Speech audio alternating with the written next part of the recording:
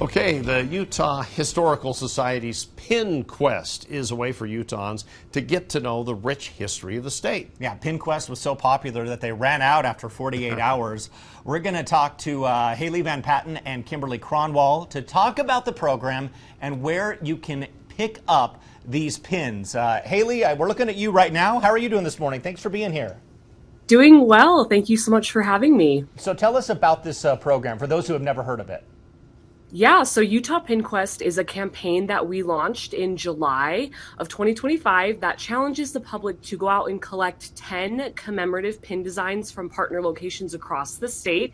And each pin design represents a piece of Utah history that you can learn more about when the Museum of Utah opens in June of 2026. Okay, and Kimberly, why is this so popular? Well, I think they're cute designs. We did an amazing job trying to design fun little historical relevant history. I also think that it helps people to understand just how much is in their state. It's a chance for people to not just see what's close, but also far away. All of our partner organizations are scattered throughout the state of Utah, and it's an adventure to go with your friends, with your family, by yourself, to collect all of the pins that we have out scattered around Utah. Okay, 10 pins that represent the state. Is that what we're talking about, the number? Yes. Okay, so let's run through these if we can, so people kind of have an idea of what they might be on the hunt for.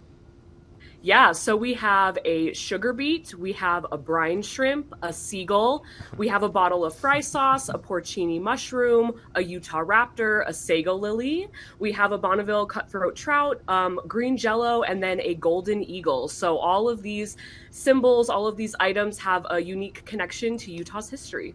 So how do you track them down and get them? So on our website, which is history.utah.gov, we have a blog post that we keep regularly updated, and that has all of the sites listed that currently still have pins. Obviously, right now, there are less than there were in July or in early October, but you can go there to get the most up-to-date list. Okay, Kimberly, let me ask you, if people are interested in this, what museums are we talking about again?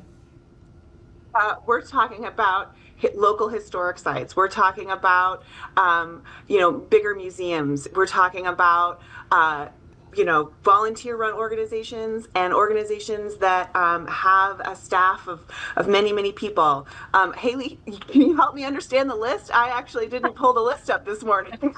Yeah, so we have a few scattered around, but we have the Topaz Museum down in the Delta area. We have Hiram City Museum, the Historic Wendover Airfield Museum. Antelope Island was one of our partners. The Kennecott Copper Mine was one of our partners. So like Kimberly said, scattered across the state, north, south, east, west. We really tried to make this as accessible as possible for as many Utahns as possible.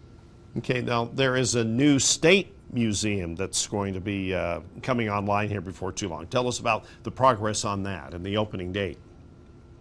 So the Museum of Utah is going to be opening on the Utah Capitol campus as in partnership, we are the Utah Historical Society, but the museum itself will open on June 27th, 2026. Everyone's invited. We're going to have a big community celebration to celebrate the state's first history museum. Haley, let me ask you, we ran through the list of these pins, and I think most people, if they grew up here, they understand the cultural things of some of these items. Are there any that you think need explanation, maybe for people who are new to Utah or anything like that? Well, I think it's funny that people don't understand that we have a historic state vegetable, which is the sugar beet. A lot of people, they understand the connection with green jello. They understand the connection with the California seagull and things like that, but they might not realize that we do have a state historic vegetable, and that is the sugar beet, and also the porcini mushroom, that we have a state mushroom. That's just a fun fact that a lot of people don't know, and a very unique piece of our history. Yeah, I think that's interesting because you have the Jordan beet diggers, and a lot of people are wondering, why the beet diggers? Well, there is a long history of sugar beets here in Utah. Yes. Yeah. All right, Haley and Kimberly, thank you so much for talking to us about this morning. It's a fun thing for Utahns to pursue, so we appreciate you coming on Zoom to talk to us about it. Thank you so much. You. All right.